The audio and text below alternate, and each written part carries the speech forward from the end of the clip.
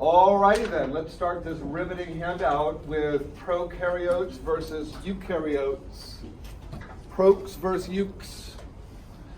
If you've taken biology, chemistry, A&P, microbiology, you've already had this discussion. We don't need to overanalyze it. Prokaryotes are simple cells that typically have no membrane-bound organelles. No membrane-bound organelles. Eukaryotes are more complex cells that do have membrane-bound organelles. Who can name an organelle? Good, mitochondrion. Golgi. Wow, you all are taking some of the tough ones. Yeah, ribosomes. How about nucleus? Does that count? Yeah, it's like the boss of all the organelles. Anyway, just saying. Okay, in eukaryotic cells, all of those organelles have a double-layered membrane just like the cell. In prokaryotic cells, the cell has a double membrane, but none of the organelles do. Okay, that's all that means. Prokaryote versus eukaryote. Prokes have no membrane-bound organelles. We talked about differentiation the other night. Memorize that definition. Whether you understood our discussion the other night, what we were talking about the other night was not easy. That concept of differentiation is hard.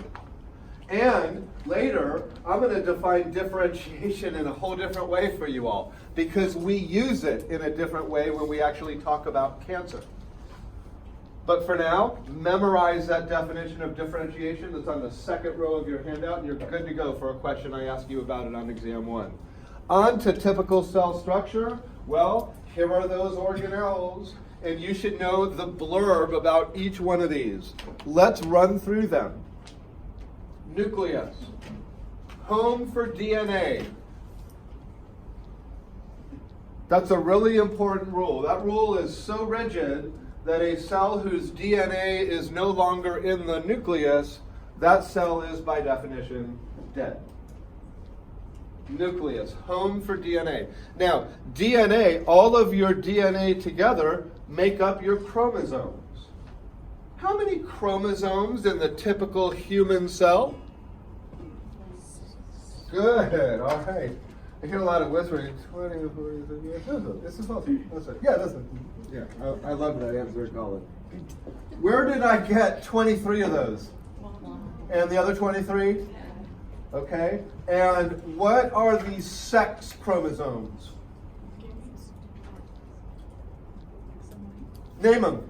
X and Y. Yeah, X and Y. Women have what?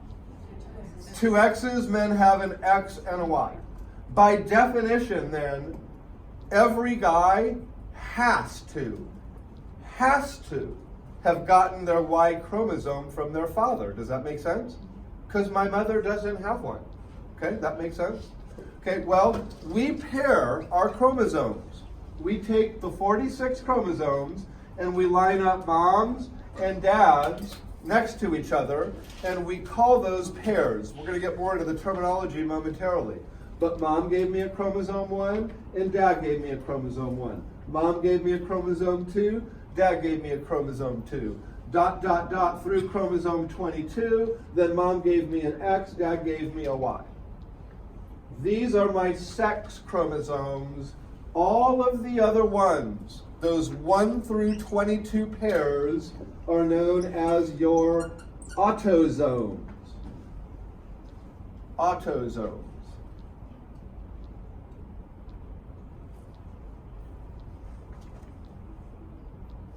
And I believe, did we discuss the purpose of DNA the other night? Which is? Instructions for making proteins. Excellent. Instructions for making proteins. Or a recipe book for proteins would be another perfectly satisfactory way to say that. Plasma membrane, I call this the skin of the cell. Skin of the cell. It's made out of a phospholipid bilayer. That's what PL stands for. Phospholipid bilayer. You all learned this in biology. I'm not going to ask you to draw it. You can cross out fluid mosaic model if you want. I'm not going to ask you about the fluid mosaic model. We can talk about that in biology class sometime. We don't have time here. For some reason, at the end of that row, I put RC'(S), which stands for receptors. And I believe my intention there was simply to remind you that the plasma membrane, the skin of a cell, has a lot of receptors in it so that it can communicate and get signals from other cells. I will not ask you to describe that on an exam. I'm not quite sure why I put that in my handout. But it's there, so let's deal with it. Ribosome, protein synthesis is its function. What's a one-word term for protein synthesis? Begins with a T. Not transcription, but translation. Good, that's the second part. Transcription is making the mRNA that can go out in the cytoplasm. Translation is the ribosome actually making the protein. I'm not going to ask you to list examples of proteins. We're going to meet them as we go through. But all of you, surely from your A&P days, should certainly remember hemoglobin, the sodium-potassium pump, which I just call the pump, 3 out, 2 in. Antibodies, which are protein weapons for your immune system, and enzymes, a big family of proteins that do a lot of really important stuff for you. Again, let's not worry about that list until we get to meet those particular players in the context of disease. Mitochondria is for energy production, and the currency of energy in our cells is ATP. Lysosome, a vesicle for enzyme storage. A vesicle for enzyme storage. Some of my enzymes, are you all okay with the cycle of life in that, let's just kind of in layman's terms, did anybody not get their name on this? Okay, so the cycle of life in layman's terms. Have you all ever heard, you are what you eat? Is that true? Yeah. For the most part. Of course, if that was the case, I'd be a Reese's Outrageous bar by now, because I eat tons of those things. They're freaking delicious. They're outrageous. I know, I could do an ad for them. Anyway, what was I talking about? I'm made of what? Carbs, lipids, proteins, water, big component, minerals, and what's that other organic compound other than proteins, lipids, and carbs? Nucleic acids. That's me. You just described me. Guess what else you just described? Every meal you've ever had in your life, unless you eat crazy stuff like cement and metal. I don't usually, it's not very chewy. It's pretty good. Okay, but what we call edible means made of some combination of proteins, carbohydrates, lipids, nucleic acids, water, and minerals. That describes me. I am what I eat. So when I eat say, steak, good source of protein? Yeah, meat is a really good source of protein typically. So I eat some meat. Okay, and the animal that turned amino acids into those proteins is now getting eaten by me, chopped up, all the way down to amino acids in my digestive tract. Because I have to chop proteins down to that small a size so they're small enough to absorb into my blood. And now with all those amino acids, I can build my own proteins. Sound good? Cycle of life? And then, if a big gigundous crocodile was to eat me and chew me up, I know, that's an awful image. Not me. How about like somebody we don't like, okay? How about that? But now all my proteins are going to get chopped up by that crocodile's digestive tract into amino acids, absorbed into the crocodile's blood, and now that crocodile can make proteins out of my amino acids. Cycle of life. Okay? Well, would that mean that I probably have the ability to break down proteins? I do. I, in fact, have enzymes in my body that I make that can break down proteins. Could they be dangerous to me? Yes, they could be very dangerous. I'm partly made of proteins. And sometimes your enzymes are breaking down proteins that are in you. So that's what a lysosome is really all about. Enzymes that could be harmful to me are put in a little vesicle or bag for storage in a cell until we can put them where they're needed to be used. Okay? Like for protein breaker downer enzymes, the only time I really need to use those is when I've eaten proteins. So they should be made, held in my cells, and then shot out into my digestive tract when there's proteins there that need to be broken down.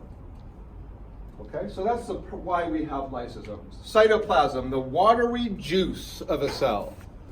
Watery juice of a cell.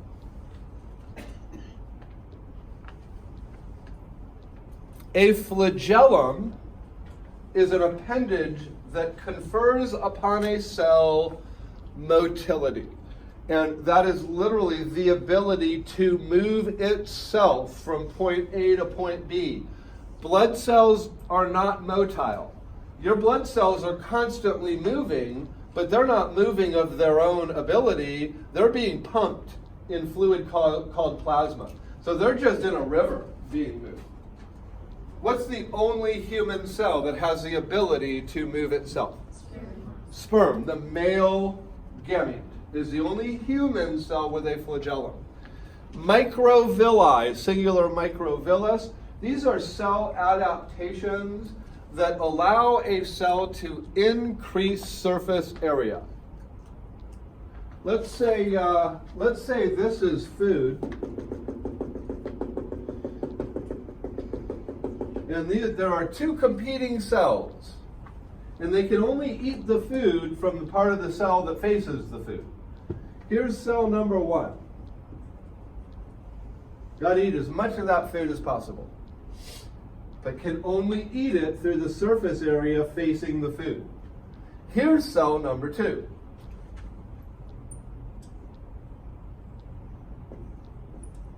Can only eat from the surface area facing the food. Who's getting more food? Why? Yeah, that's what microvilli are. These little infoldings or invaginations, if you will, they actually kind of look like little fingers sticking out from the cell. What they're doing is they're giving this cell this much surface area facing that food as opposed to that much surface area. So that's how microvilli increase surface area. They are abundant in our digestive and urinary tracts. Digestive and urinary tracts. Cilia. Cilia. Singular is cilium. I'm not going to ever ask you what's plural of this. Cilia. Cilia are little protein rods that move stuff in one direction. They move things in one direction. A place we have an abundant number of cilia is in our respiratory tract. So when you get like debris caught in the mucus in your respiratory tract, the cilia just slowly move everything up, move it up, move it up. So hopefully at a convenient time, you can expectorate all of that mucus out and get rid of it. Cilia, unidirectional movement. Where's the only other part of the human body, ladies, that have cilia? Not the uterus, but the fallopian tubes. Good. They help move the egg towards the uterus after ovulation. And you know what? You all don't need to know what a pilus is. That's really just for my microbiology. I don't know why I put it in here. But this is how bacteria, it's a little tube that two bacteria can kind of dock and shoot DNA through the tube, one from the other. But we don't need to worry about that in pathophysiology.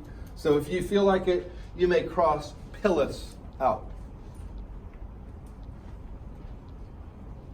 I don't know why I did singular for flagellum, microvillus, and pilus, but plural for cilia. I don't know. I'll talk to my secretary about that. You know how that goes? Yes, usually long conversation with myself. Anyway, extracellular matrix. I'm made of cells. Do my cells typically move around? Do my lung cells move around? Heart cells? Muscle cells? Do they move around? Now, very few of my cells are supposed to be in motion. Okay, so really, our cells that make us up are like, we're put together a little bit like I think this is a good example, like a gingerbread house that's like, you got like, well, is it graham crackers? Can you use, am I talking right? Okay, good. And you put like this marshmallow paste all over it and you stick the candies on. Okay, well, think of anybody else getting hungry? I'm talking about Reese's, gingerbread houses. I really need sugar. Think of the graham crackers as kind of the skeleton. And the candies that you're sticking on to make it a fancy, appealing design as cells, and that marshmallow mush, that glue that you put to stick everything together, think of that as your extracellular matrix. It's the glue made by your cells to hold everything in place. Extracellular matrix. You should definitely know that it is produced by fibroblasts. Produced by fibroblasts. And the second thing you should definitely know about the extracellular matrix is what is the most abundant protein in it? The answer to that is collagen. In fact, collagen is the most abundant protein in your body. Those other proteins are all present in extracellular matrix, but collagen is the most abundant.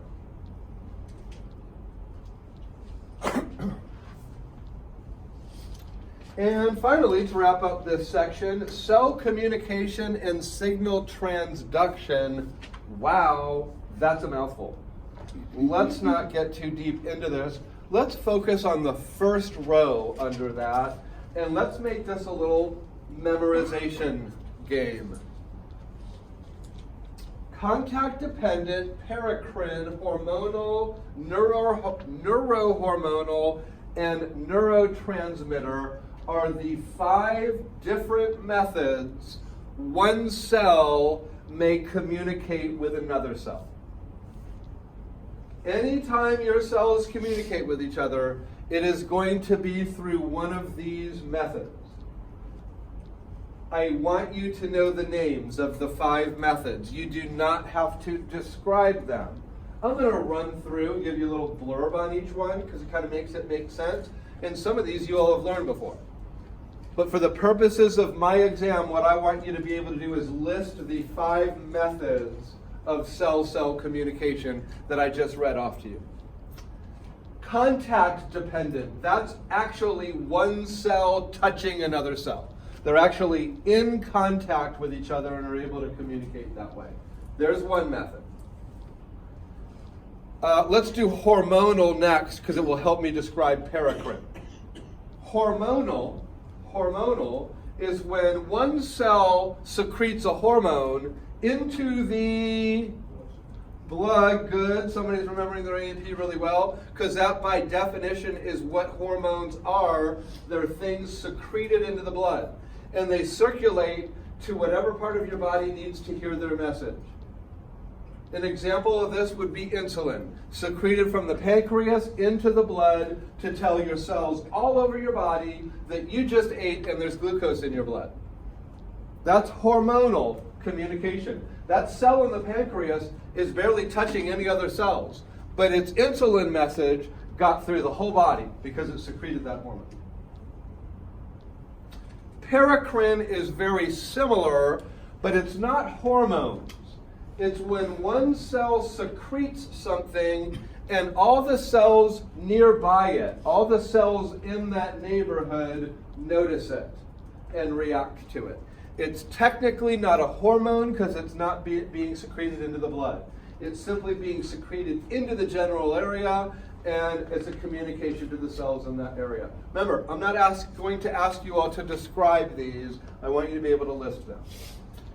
Neurohormonal is the hypothalamus pituitary pathway. We do not have to review the ins and outs of that. Anybody that wants to ever, feel free to come up after class, or maybe better yet, in my office before class. I'll be happy to review the hypothalamus pituitary axis with you. And finally, neurotransmitters. Who secretes those? Which is made up of? Nerves, yeah, good, nerves. Nerve cells do that. In fact, in your A&P classes, most of us A&P instructors like the stick nerves. So I can draw a two-nerve pathway that way with the dendrites, cell body, the axon, and the synaptic knobs there. So which way is this signal going? Is it going to your right or to your left? To the right, good. And this one shoots out neurotransmitter onto the dendrites of this one, and that will make this one depolarize and shoot out its neurotransmitter. But these are only for one nerve cell to another nerve cell to communicate. Thus we call them neurotransmitters. 5 methods. Just be able to list them or pick one out of a list that doesn't belong.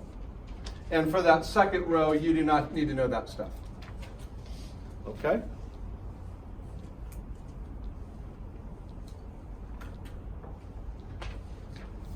On to metabolism, or cellular metabolism. And this is going to be a little stroll down memory lane without getting into details that you used to think were hellacious, and hopefully are a little bit less hellacious, especially since I'm not going to ask you to know all these details. Cellular metabolism, all of the chemical reactions or processes required to maintain cell function. It's really what metabolism is for me, too. My metabolism, all of the chemical processes required to maintain my function. Okay, that's what metabolism is. There's anabolism, or anabolic reactions, that are more making stuff and building stuff like proteins. Okay? And then there are catabolic reactions, which are more about breaking stuff down. And your body is always in a balance. You've always got some anabolic going on, some catabolic. If you are a power lifter or a marathon runner, you probably have more protein making on the anabolic side and fat breaker downing on the catabolic side. And if you are a sedentary lifestyle, a lot of people, it's just by definition, their job has them in a sedentary lifestyle, less active. It's more anabolic on the lipid side of things and catabolic on the protein. I think I said that right. But we're all in our own balance. Homeostasis, by definition, is maintaining internal conditions. And that is largely automatic, like pH, CO2 concentration, heart rate. You usually don't wake up in the morning and set those things for yourself. You just wake up in the morning and say, I feel okay, so everything must be running okay. Okay? Homeostasis, maintaining internal conditions. We usually only know that that's off when we're feeling sick or ill or something. Okay, cellular respiration. This is how cells make ATP from glucose and oxygen. No, we are not going to go through all the 3 steps in detail and count NADHs and ATPs. We did that before, and it was riveting, I know. But I think by the time we get to pathophys, we can kind of do the Cliff Notes version of this, and so I will not hold you all responsible for anything I haven't written in the handout. The overall picture of this, glucose plus, is that chemical reaction? Glucose and oxygen are used to produce water, CO2, and ATP. I didn't even balance that equation, so that should be a sign that we're not going to get into this in terrific detail. You should definitely know the 3 steps of cellular respiration, and they are listed right there for you. Glycolysis, the matrix reactions, and the electron transport chain, sometimes called the electron transport system. You should know where each of them occurs. And you should know that the electron transport system makes the most ATPs. That's the step that gives us our highest yield of ATP. Okay? So know the 3 steps in order, know the location of each step, and know that that final step, electron transport, is the real big yield in ATP. Just so you all know, without evolution moving to that step, electron transport, had electron transport never occurred on this planet, then the most complex form of life that would ever have evolved on this planet is a little amoeba living in the biofilm on the surface of some dirty pond somewhere. Because that's the biggest organism that can live on only the ATPs that you make in glycolysis and the matrix reactions. Okay, that extra 34, which is like 7/8 of all of the ATP that our cells make, we need that to be complex humans that can do fancy stuff, like go to patho class and play basketball and stuff. Okay? And finally, you should know oxygen's role, and I've listed that at the very end of the electron transport row. Oxygen's role in cellular respiration is final electron acceptor. Final electron acceptor.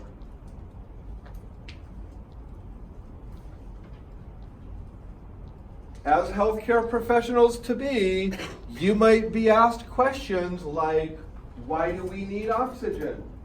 And you can't say, to breathe. That's not an adequate answer from a healthcare professional. In fact, we breathe because we need oxygen, although technically the energy oxygen allows us to make allows us to breathe. But what do we need oxygen for? We need oxygen so that our cells can make tons and tons of ATP. That's why we eat too. Because what we eat gets broken down primarily into glucose or used as stuff to make proteins and fat. I will not ask you to compare anaerobic respiration versus fermentation. I think we had our opportunity to do that in AMP and micro. And I thought it went very well, so I don't need to review it here. What does anaerobic mean? No oxygen. Can anything on this planet live in the absence of oxygen? Yeah, tons of stuff.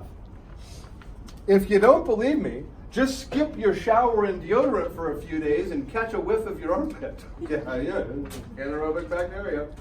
Whoa, sorry, did we not know each other well enough to talk like that? You're getting the looks like, dude, a little too personal. Get over it, you're gonna be healthcare professionals. You'll long for such favorable aromas when you see the right pages. Anyway, I'll stop scaring you like that. Membrane transport. Membrane transport. Again, this should be reviewed from your basic sciences, biology, chemistry, AMP. Okay, we talked about this stuff. By now, this should kind of becoming very, very comfortable topic for you all. There are several ways we can get fluid or solute to move across membranes. Let's just draw our beaker for some of this.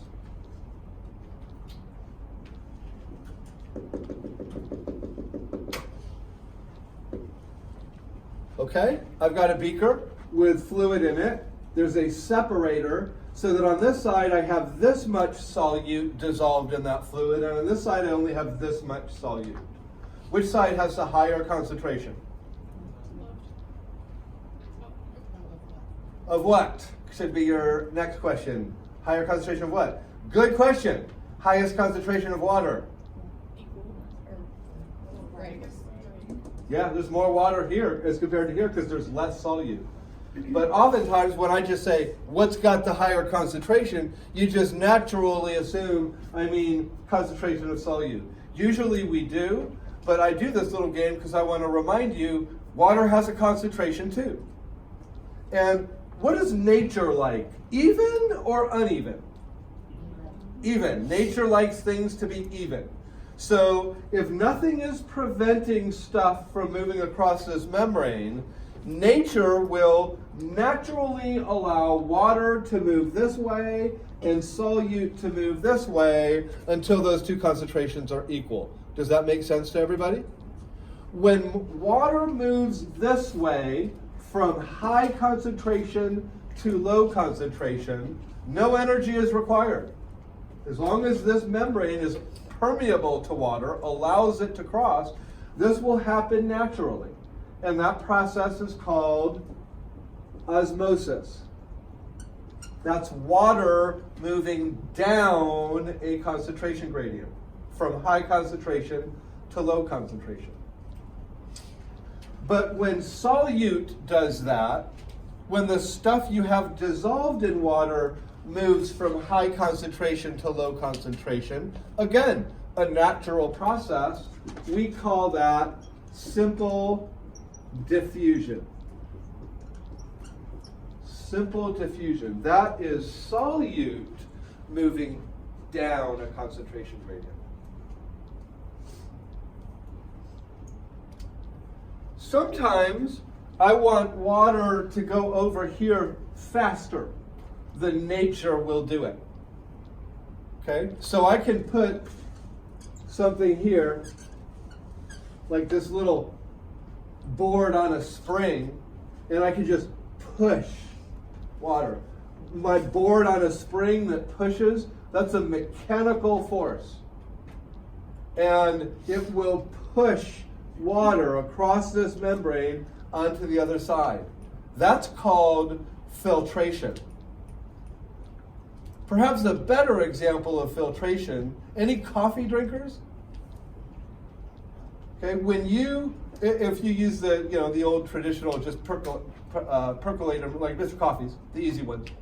You put a basket filter in there, you put the coffee in, you fill it up with water, you turn it on, and it sucks the water up above your coffee grinds and then drops it on top of them. Gravity does the rest. It pulls the water through the coffee into your pot. Same concept, except in that situation, gravity is the mechanical force pulling the water, and in this case, I've got a tool pushing the water. But if I ever mention fluid moving as a result of a mechanical force, I want you to think filtration. And I believe I used that term. I used hydrostatic. Mechanical equals hydrostatic. Sorry, I thought I changed that word in my handout. So, fluid moving as a result of a hydrostatic pressure, we call that filtration. Are our capillaries leaky? Yes, variably leaky, yes. And what is pushing blood through my blood vessels? My heart. Yeah, my heart is the pump that's pumping it through my blood vessels. So I'm very fortunate, as far as I know. I have a blood pressure that tends to hang out around 115/70, which is dead in the middle of normal blood pressure, which I'm grateful for, because high blood pressure can be a problem. Yeah. It is the most common condition bringing people to a hospital, high blood pressure. The most common condition bringing people to a hospital, high blood pressure. Okay? You're going to see it in tons of patients' charts. You know why? Because patients with high blood pressure tend to get sick. So they've got to go in and see their healthcare professionals a lot. It's a big deal. Okay, well, right now, 115/70 is the pressure pushing blood through my blood vessels. And that's about the right blood pressure when that blood and plasma gets to my leaky capillaries. With the right pressure, only a little bit of that fluid is going to be pushed out of my capillaries or filtered out of my capillaries. But if all of a sudden I could hit a button and make my blood pressure go to 160/110, now my blood is being pushed a lot harder through my blood vessels. Will more fluid leave my leaky capillaries as a result of that increased force? Yes. Do people with poorly controlled high blood pressure get a lot of tissue swelling? That's why. The fluid is being pushed harder through their blood vessels, and that harder force That increased hydrostatic pressure pushes more plasma out of the blood space than should be, and it's tough to get it out of the tissues after that. Okay? That's just a kind of a, why is this important? Basic sciences. Well, we just correlated it to an everyday health issue. And we could do this till our face turns blue, quite frankly. What is the fundamental problem in somebody who has type 1 diabetes? What, if they're sick and it's poorly controlled, what do I know is in their blood? Sugar. Way too much sugar. Sugar at the yin-yang. Okay, well, hold that thought. Hold that thought momentarily. Let's finish these, and then we'll talk about the sugar in somebody's blood with type 1 diabetes. Facilitated diffusion, I believe, is next on my list. Facilitated diffusion. In this scenario,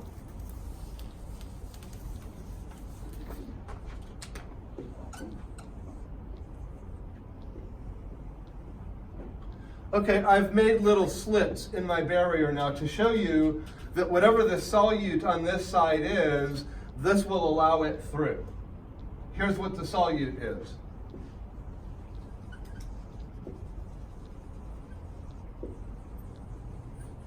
Okay, what side has more solute?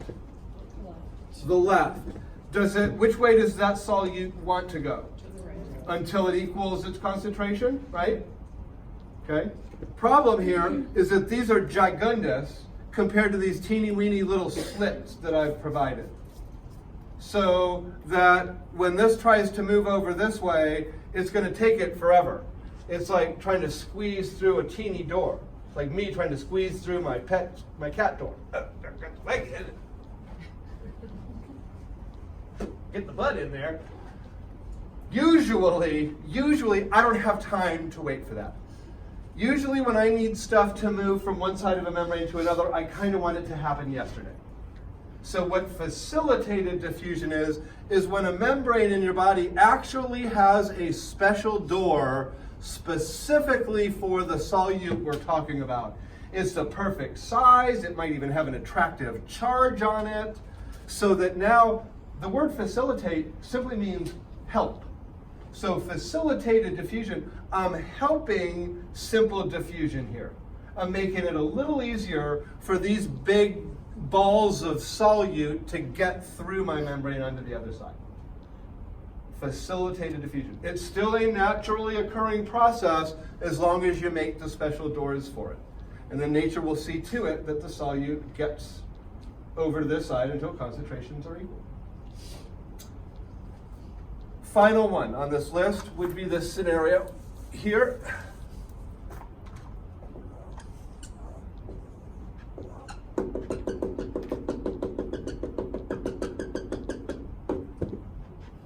Okay, kind of went back to the original one. The membrane is permeable to solute, and I want this one here. Is that going to happen naturally? No more naturally than a ball is going to naturally roll up a hill, right? And you should think of it that way. Things don't naturally go from low concentration to high concentration. Nature likes things to go the other way. So it's all evened out. Well, in the rare case that you have a cell in your body that needs this across this membrane despite going against nature, what do you think we need? Energy. We need energy. And what is the energy currency in cells? This process is called active transport. Do you see the three letters I capitalized? Let me help you out. It's the only one of these processes that requires ATP. And in fact, for active transport, that's probably how I would ask it on an exam. Which of these transport mechanisms requires ATP? Active transport would be the answer. Okay? So let's go back to the hyperglycemia.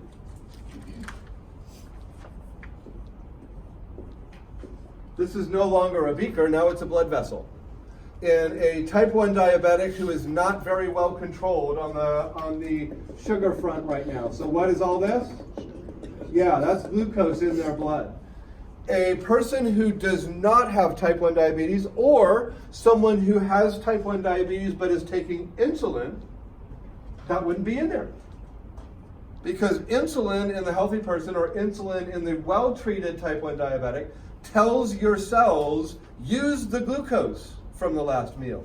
And they take it out of the blood and put it to use, making some ATP. Okay? But if that message doesn't go out, what is the solute concentration of this blood? High or low? Yeah, way higher, especially with sugar, than it should be. So what am I mostly made of? Water. There's a lot of water out here.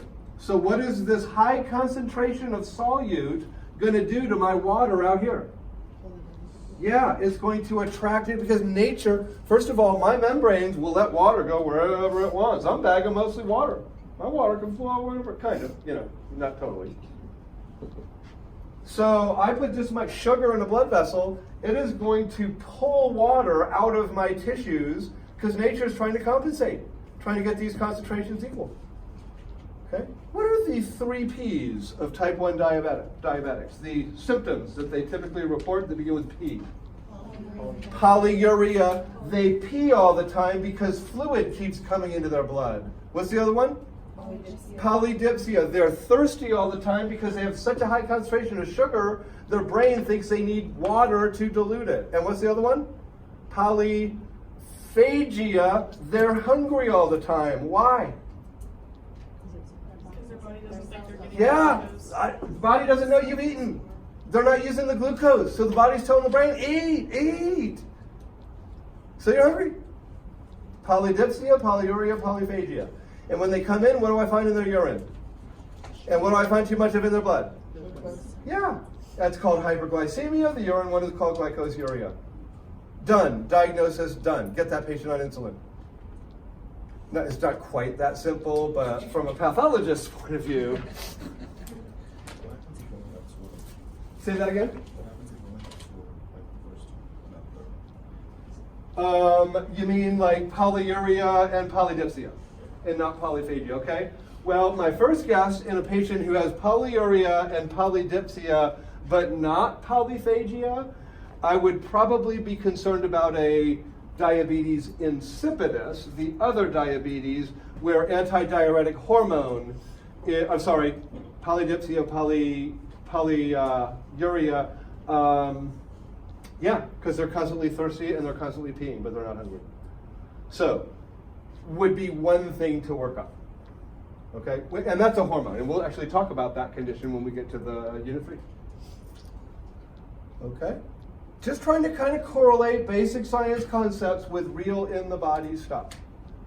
Let's do one more, and this one you all really get. Lactose intolerance. Did we talk about lactose the other night? A little bit? Okay. So here's somebody who's lactose intolerant. This is their digestive tract. And they just ate a triple cheese pizza and chased it with, yes, lots of dairy. Man, I am really getting hungry tonight. There's the lactose. They don't have the enzyme that breaks that in half. So it cannot get too big to be absorbed out of the digestive tract into the blood. Okay, somebody who has lactase, that enzyme, cuts this in 2 pieces, and the 2 pieces are small enough to absorb into the blood. But if you don't make that move, the lactose stays in your digestive tract. It doesn't go anywhere. It's just on a little journey, a little tour. Okay, but what's it going to bring with it now? Yeah, this high concentration of sugar is going to pull water out of your tissues. And for people who have lactose intolerance, who accidentally eat triple cheese pizza, double vanilla ice cream, and cheesecake, okay. What can they expect for the next couple of days? Watery, crampy diarrhea. Make sense?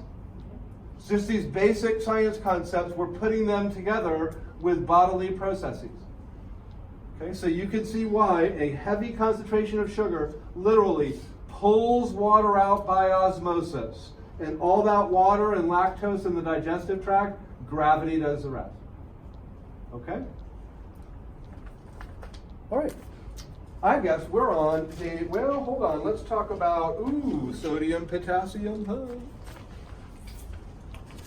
favorites. You all absolutely want to know what I'm going to draw on the board here for this section, because I'll ask you probably a couple questions about it on the next exam. This is a protein that I introduced in my A&P classes, and you all should never forget about this protein. Okay? And if you didn't learn it in your A&P classes, then learn it now. Don't ever forget it. And maybe later, a little bit of a curt email to your A&P professor saying you probably should have told us about this pump. I don't care if they go to Butler. Do it. This is what? Are proteins important? Yes. Are you all just saying that because you think I want you to, or are they important? Okay, because I do want you to. I want you to say that. Okay. This is the most important protein in your body. The most important protein, and that's like above hemoglobin, collagen, which holds you together. Okay. This is more important than those. This is how important this protein is. How many breaths do I take in 1 minute at rest? 12 to 20. Excellent, 12 to 20. It's a really nice normal range. Let's call it 15.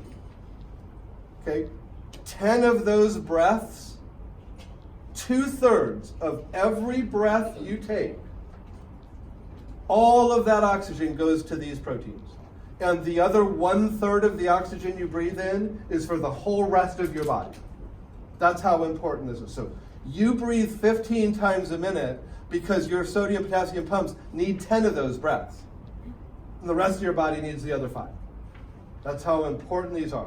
And you have countless numbers of these in all of your organ systems. Let's just look at what this protein does. There's a cell membrane. This is outside of the membrane, and this is inside the cell. With 1 molecule of ATP, this protein is able to take 3 sodiums out of a cell and bring 2 potassiums into a cell. So that over time, I've got a bunch of sodium out here, and I got a bunch of potassium in here. Make sense? So this is why this is active transport. I've got a ton of sodium out here, yet I still want to bring 3 more out, and 3 more out, and 3 more out. That's not natural. What does nature want to do with that sodium? Yeah, it wants it to even out and go back in. Sorry, door closed. Okay, so this pump, that's why it needs ATP. It's doing active transport. It's also actively transporting the potassium into the cell. Where does the potassium want to go naturally? Yeah, out. It wants to even itself out. Okay. What charge does a sodium ion have? How about a potassium ion?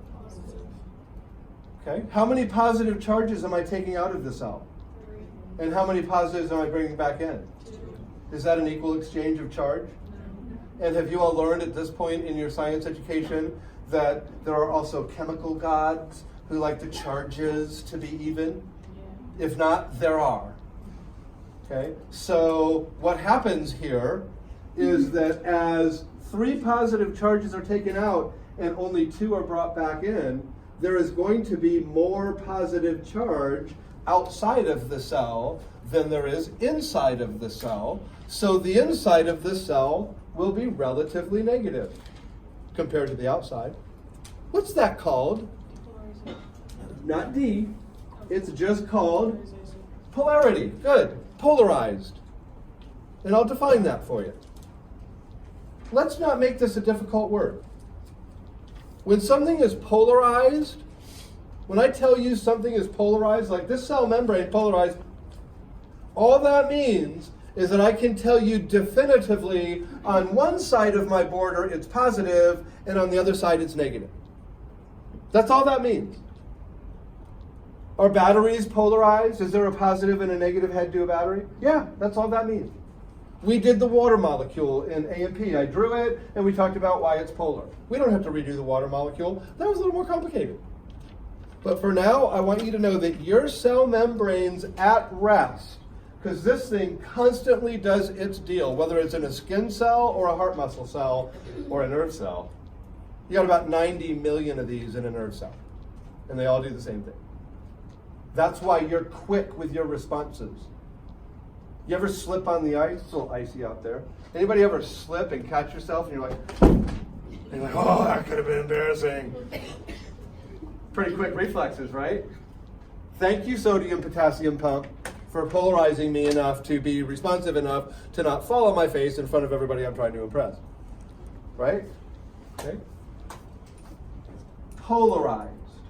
And you all told me that the sodium wants to go where? Sodium wants to go in and potassium wants to go out. Okay, now let me just see. I don't think I'm to that point in this discussion yet. Let me see. Yes, I am. It's on the next page. Okay, so first off, this charge difference, positive out, negative in, is called the resting membrane potential. Let me translate that term for you. Resting membrane potential can also be called polarity across the membrane at rest. It's just describing this. At rest, thanks to the sodium potassium pump, as long as you're breathing, all of your cells are negative inside and positive out, and we call that their resting membrane potential. Muscle cell, skin cell, eyeball cell, kidney cell, everything at rest has a negative charge inside the cell, positive charge outside. What do I need to do to get my cells to do something? Depolarize it or unpolarize it. I know, unpolarize is not the scientific term, but that's what we're going to do. All I have to do to get this cell to do something, whatever its action is, maybe it's a secretory kidney cell, maybe it's a muscle cell that I want to contract, maybe it's a nerve cell that I want to shoot out some neurotransmitter. Whatever that cell's action is, in order to get that cell to do that action, I start by opening sodium doors. What's sodium going to do? Go in. What's it bringing in with it? Positive charge. So what's happening to this? Yeah, all of a sudden, am I polarized anymore? Positive, positive, that doesn't fit our definition. I have depolarized the membrane by allowing the sodium to come naturally, and it diffuses right across. Now I've got to repolarize it. I got to put it back to where there's a negative inside. So what door do I open now? Potassium doors. And where does the potassium go? Out. Bringing what charge with it? Positive. And am I going back to being polarized? Yes. Good. Who's pissed off right now? Oh, I'm not talking about you all. Who's a little pissed? ATV. Yeah, thanks. I'm sitting here pumping sodium out and potassium in, and you open the damn sodium and potassium doors. So now it's got to go back to its slinging 3 sodiums out, 2 potassiums in, 3 sodiums out, 2 potassiums in, so that this cell is ready the next time you ask it to do an action. Is it hard to believe that all that happens and gets reset every time I flex my elbow? Boom, boom, boom. Depolarize, repolarize, depolarize, repolarize, depolarize, repolarize, depolarize, repolarize. And about a gazillion sodiums are going in and out, and about 2/3 of a gazillion potassiums are going in and out just in those few reps I did. Is it almost too much for your brain to handle? Me too. Me too. But our brain can't handle big, gigundous numbers or tiny, tiny little things. And this is talking about both. Because eventually, if I just did this, even with no weight in my arm, could I do this for 24 hours straight? No. Even if I was like The Rock? No. I mean, The Rock could probably do it a little longer than me. Yeah, a few minutes. Okay? But even the strongest person Air curls has a limit. And eventually, if the rock stood up here for 3 hours doing this, after 3 hours, the rock even would feel like, there's like a car in my hand. This is hard. It's getting really sore. I need a rest. That's because our muscles are fatigable. They can't keep doing their action over and over and over again. They can do it over again several times, but not over and over again because there's some limitations to them. And sometimes this protein just says, yeah, I got to catch up. Chill. That's like feel the burn in your workout, and that's what's telling you to stop and go get some water and hydrate, maybe a protein shake, and do some more tomorrow. Kind of thing. Okay? Sodium potassium pump. Know how many sodiums it pumps out, how many potassiums it brings in. Know that it uses 1 molecule of ATP to do this. Know that it's a protein. Know what resting membrane potential is. And again, I would say resting membrane potential refers to a blank charge outside the cell and a blank charge inside the cell. What are my blanks? First one positive, second one negative. That's all I'm asking about the resting membrane potential. Then for depolarization, and I think these terms are on the next page for you. For depolarization, that is allowing sodium in, down its concentration gradient naturally into the cell. And repolarization is allowing potassium out.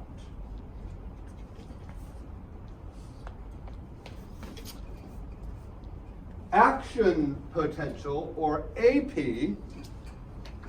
the electrical fluctuations across a membrane during a stimulus event. Wow, I think we should probably come up with a different definition for action potential. That sounds a little wordy and almost a little too personal, quite frankly. So let's do action potential as electrical changes inside a cell during that cell's action. The electrical changes that occur inside a cell during that cell's action.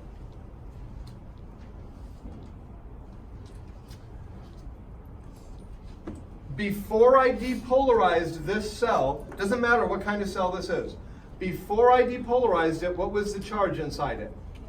Negative. Then when I depolarized it, what did the charge become?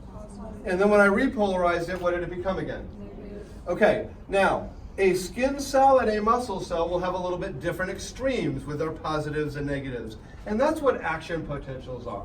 We can actually measure how low the negative charge is at rest in a cell, how it goes away with depolarization, and then how rapidly it goes back to negative during repolarization. Action potential is a really, really complicated concept, so I want to hold it to just this definition. Electrical changes that occur inside a cell during that cell's action. Okay? Sodium, potassium pump. Any of this stuff, at the beginning of every class, I come in and I say, any questions from the last lecture? Okay? So I urge you all, in order to get off to the best start you can in this class, review all of this stuff over the weekend, find the time to do it, so that when I come in Tuesday and say, any questions from the last lecture, if there's anything we're talking about tonight that has left you a little bit in the dust, bring it up then. Let's get it cleared up. Okay? Do not be afraid to ask questions in a group setting. I guarantee you, if you have a question on something, somebody else in here wants that question asked too. Got to overcome shyness. You're healthcare professionals. You got to communicate. Got to communicate. You're going to be parts of teams. Presenting patients, talking to patients. Can't be shy there, right? They won't be. Okay. All right. Let's roll on to cell cycle concepts, mitosis and meiosis. Super. Let's not make this painful. Yeah. What did I leave off? Oh my goodness. Yeah.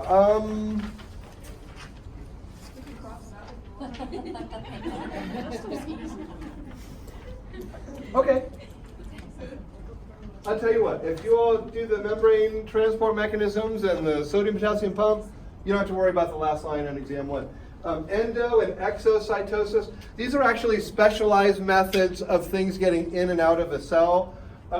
You won't be responsible for it on the exam, but since it is in the handout, you all have probably seen pictures of this before.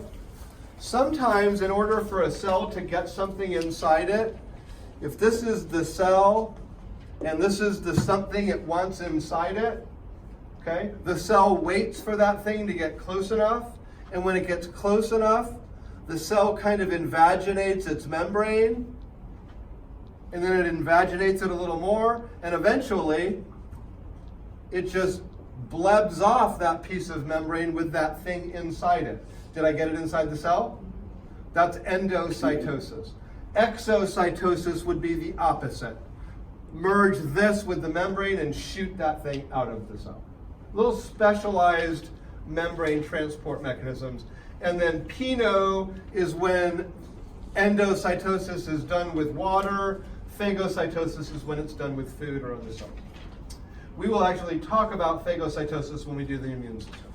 But I will not hold you on any of those definitions for this first exam. Good, thanks for pointing that out. This would be a good time, before we get into mitosis and meiosis, to roll through this. Again, some of you I don't know, and this is a little bit bigger class than I'm used to. But I want to, by exam 1, I hope to have all of your names learned. So I'll probably call this roll the next couple of class sessions. I know Ashley, I know Callie, Alexis, Greg, I know, Mallory, I know, Victoria, good, and Angelica. Did I pronounce it okay? Yeah. Good. Jamie and Kimberly and Courtney and Vanessa. Good? Present and accounted for. Here. Trying to show off that I know their names already, but I had them last semester. So. Were you on the same section? Oh, we're all in Tuesday, Thursday, AP? Yeah, that's what we said earlier. Oh, awesome. Well, good to have you all back. Kelly Troyer. Hi, Kelly. Liliana. Did I pronounce that okay? Yes, you did. Awesome. Leanne, I know. James. Is it James German? Yes. Okay. Susan. Alyssa or Elisa? Elisa. Elisa, thanks. You might have to correct me a couple times, but we'll get it. Barbara. Kayla, Casey, Kara. Emily, I know. Shelby, I know. Christian. Joshua, Ryan, and Caitlin. Good? Did I miss anybody?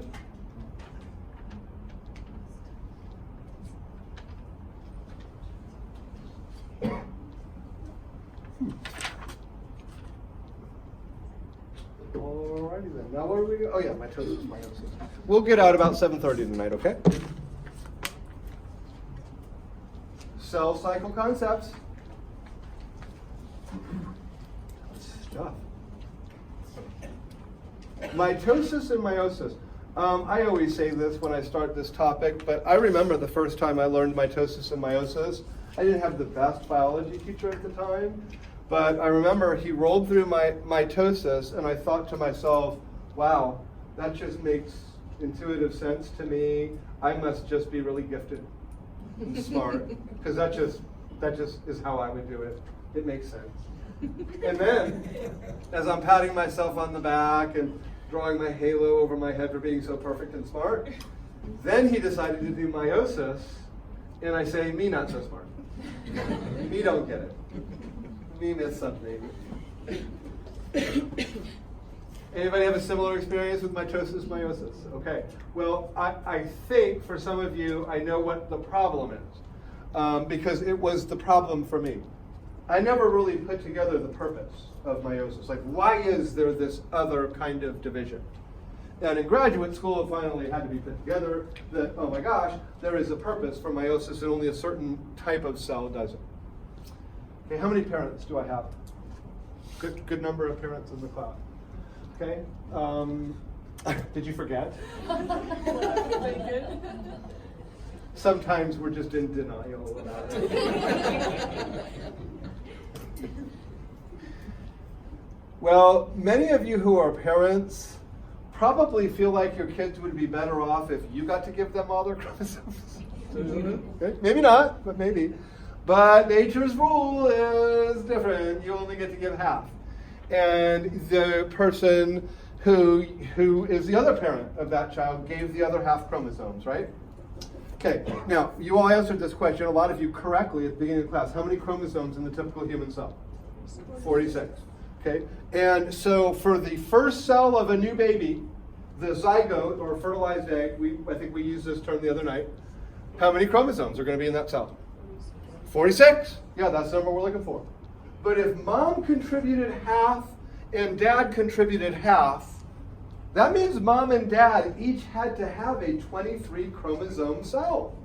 That's not the normal amount of chromosomes unless you are what? A gamete. A gamete. The only reason we do meiosis is because we need reproductive cells that don't have 46 chromosomes in them. They have 23 because we're only allowed to give that many chromosomes to our offspring. No matter how good you think your genes are, you only get to give half of them to your offspring. And then the person you mate with to make that child gives the other 23, which means both genders have special populations of cells in our body called gametes, sperm and eggs, that are tucked away in their own special place, and they have 23 chromosomes. Do you know what would happen to your gametes if your immune system met them? They would destroy them because they see them as foreign. They look at them and say, I don't like you. You've got the wrong look in your eye. And I'm going to shoot my enzymes on you. It actually happens sometimes. When men get inflammation of the testes, and that allows swelling, that allows the white cells in, and they basically see boy sperm as being foreign, as being non-self cells, because they're so strange looking. So mitosis, the straightforward one. And we're not going to go through all the phases and stuff. Don't worry about that. What I want you to know about mitosis, we kind of covered the other night. One cell divides into two, and it does that for one purpose, growth. All of your cells, every single one of your cells in your body does or at one point did mitosis. That's why you have so many cells in your tissues. There isn't a single tissue in you that was done with one cell. The smallest tissues in your body have thousands and thousands and thousands of cells. They had to start at one. And from one, we do mitosis until we have as many as we need. Okay, that's the programming of growth and development. Okay, so one cell divides into two. Its purpose is growth. All cells do it. And the daughter cells, or progeny, if you will, are identical. Progeny is like a non-gender offspring word for those of us who get offended by the fact that we always call them daughter cells and we never call them son cells. No. Not me, don't worry, I don't have a problem with that. Of course, we always call our ships she. I don't get that. She's a beauty. She's off to sea. What's up with that? Yeah, I know. She's a real sportster. What if it's a Mustang Cobra? Is it still a she? I don't get that. I don't get that.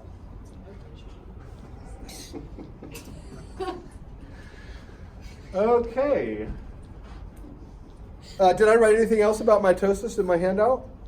Yes, I put 1R, 1D. Does anybody know what that means? One replication is one division. One replication, one division. That's just the process. Copy the DNA, divide once, two identical daughter cells. Purpose is growth. Do gametes do mitosis? Yes. Did I say all cells? Yes. That includes gametes. Okay. When do boys, what is it called? What is the period of life when boys reach sexual maturity called? Adolescence is a good term for that. Okay. Boy gametes are not doing meiosis before adolescence. They are only doing mitosis. They're growing in number, but none of them know what to do. They're all scared. They're like clinging to their mommy. I don't want to go anywhere. No, I'm a little boy. I don't want to go. And then at adolescence, what do they start smoking? Testosterone. You don't really smoke it, okay? Okay, but it makes its appearance. And these little guys are like, no. Ooh, what is that? Ooh, that's good. I feel like a big boy.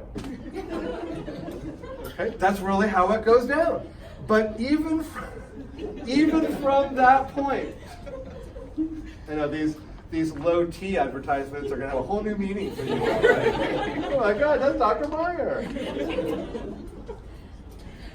Even after adolescence, half of boy gametes are still doing mitosis, and half of them are doing meiosis, the big boy cell division, so they'll be ready to hopefully fertilize an egg someday. But as you all probably heard, it is conceivable that a male can have kids at whatever age. 80, 90, I think they have documented a couple of 90-plus-year-old men that have had kids. Yes, I know what kind of social questions come from that discussion, like, who is this girl? Who is this girl? I know, but I don't want to talk about that tonight. You're changing 2 sets of diapers. I Who said that? Oh, I'm going to have to use that if I ever meet someone like that. Just seek out the wife and say, so how does it feel to change 2 pairs of diapers every night? That's good stuff. Good stuff. Remind me not to have any kids when I'm 90. By the way. Just got really hot in here.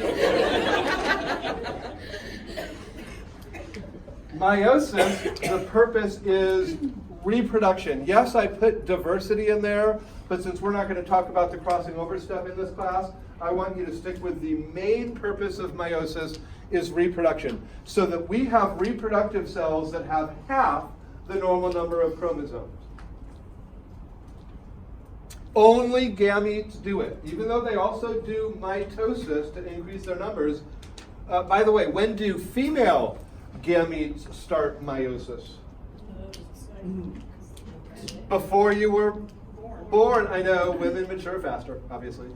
But literally the first part of meiosis in some of your eggs started even before you all were born.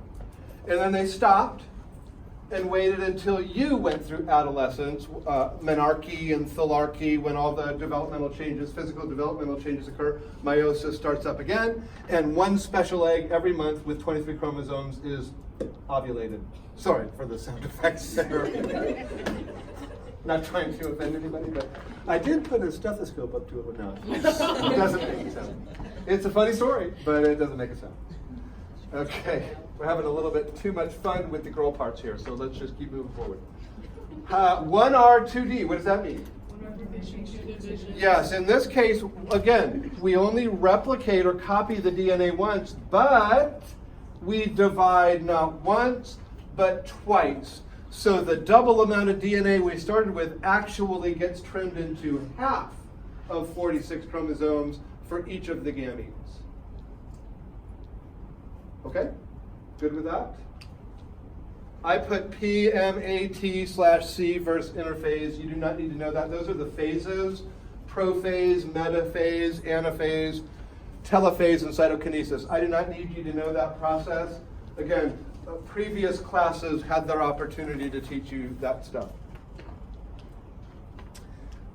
You should memorize the 4 tissue types.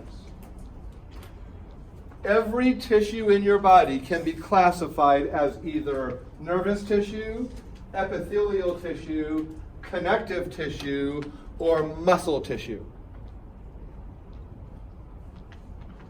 So what's my brain? Nervous tissue. What about quadriceps muscles? What are they? Good. Okay. What's blood? Excellent. Connective tissue. And who would like to define epithelial tissue for me? separates you from the outside. That's really good. Really good. I think I heard that on the back row too. Epithelium, tissue that separates you from the outside world. What's the obvious one? Skin. Skin. Okay, name some others. Stomach, the whole digestive tract. Good. Like from mouth to poop chute and everything in between. Urinary tract. Look at him. That's the one that I always remind you of. But Mr. Smarty Pants back there, what's that called? Cornea and sclera. Good. Yeah. Is this separating me from the outside world? Absolutely. Excellent. How about your respiratory tract? Yeah. If you inhale a gnat and it gets splattered in the mucus of your respiratory tract, is that gnat inside you? No. Who's having a worse day, you or the gnat? Yeah, it's over for the gnat. You're just being a drama queen. I didn't have a bug. What's going to happen to me? The gnat is dead. It drowned in your mucus, and now the cilia are going to make it into a hawker that you're going to spit out one day. And if you accidentally swallow parts of that gnat, what did you just get? A little protein and carb. Yeah. Cycle of life. It's lovely. So the next time you're at a picnic, feel free to breathe. Oh, metric prefixes. Yay. Yay. I just feel the groans. I feel it happen. And I got to tell you, how many people here, without doing it, how many people here think they could do this conversion?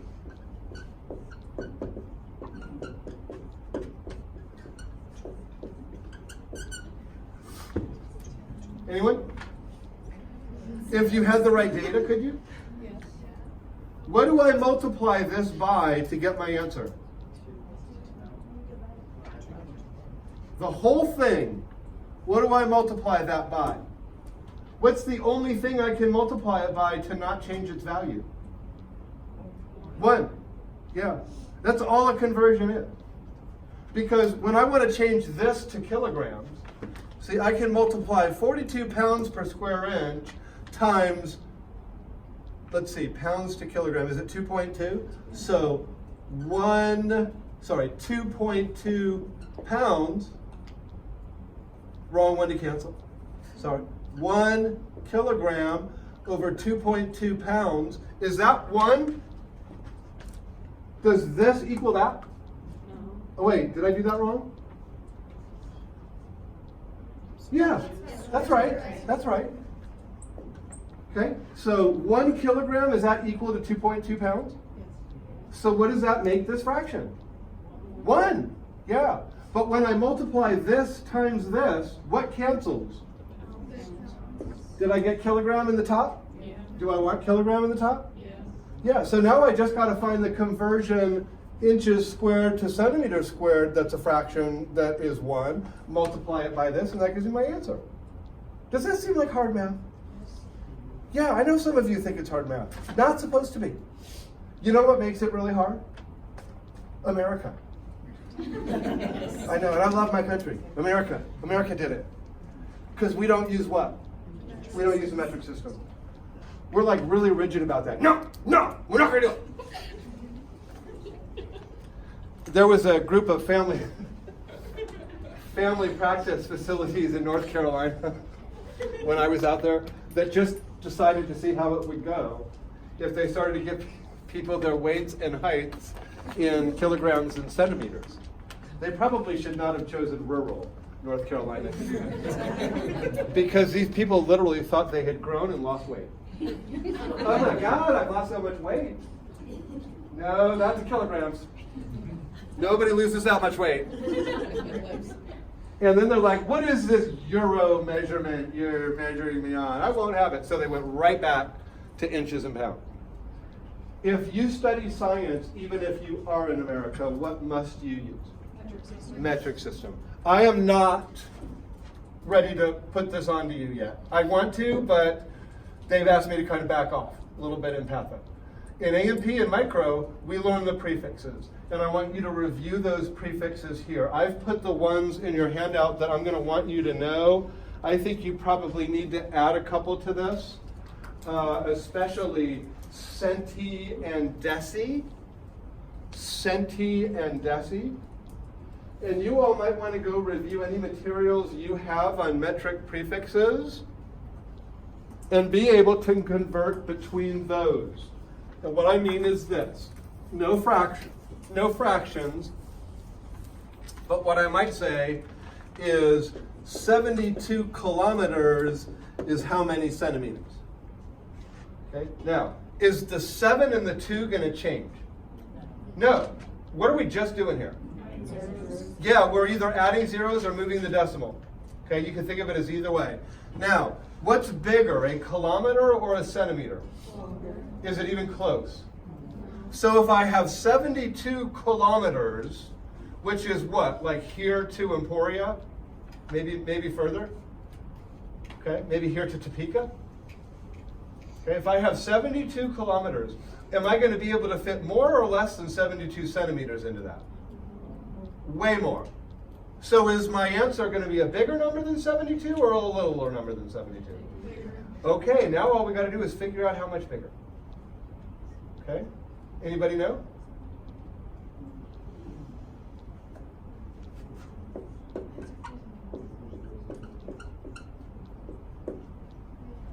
Okay?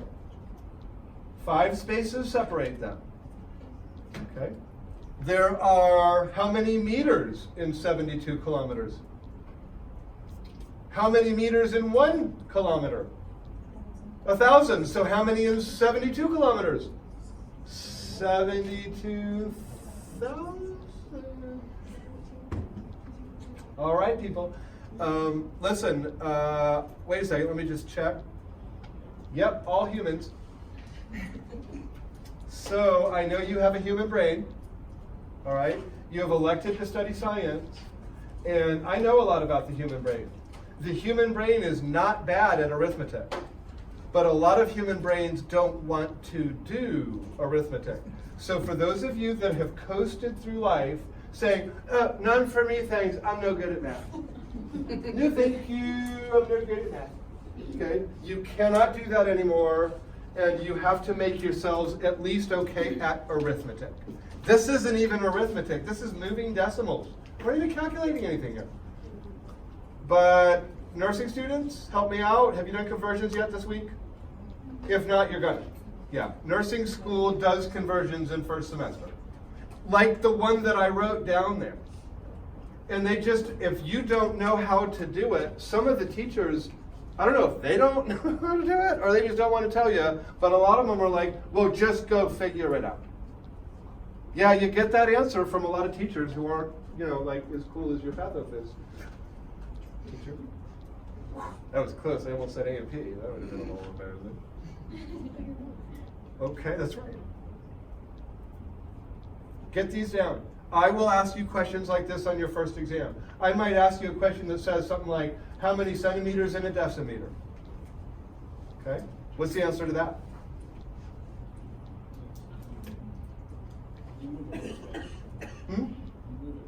Yeah, so what does that mean? How many centimeters in a decimeter? 10. That's what I'm looking for, 10. How many decimeters in a centimeter?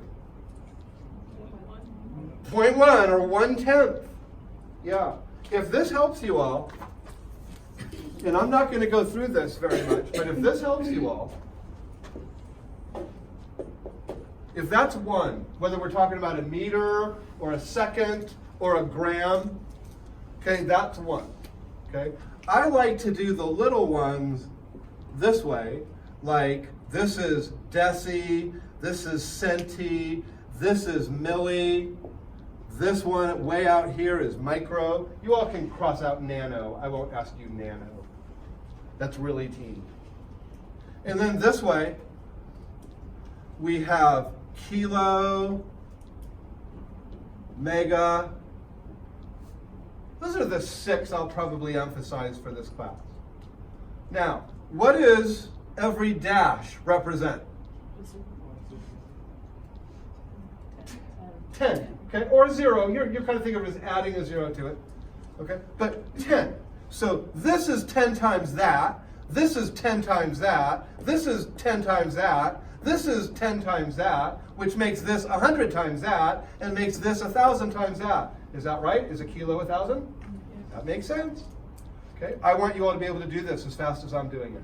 I don't expect you to learn all this stuff as well as I know it, but quit, I almost used a bad word there, screwing around with this. Okay, you know what? Would you guess that people at NASA are pretty good with the metric system? Yeah. I would guess that too. Guess what?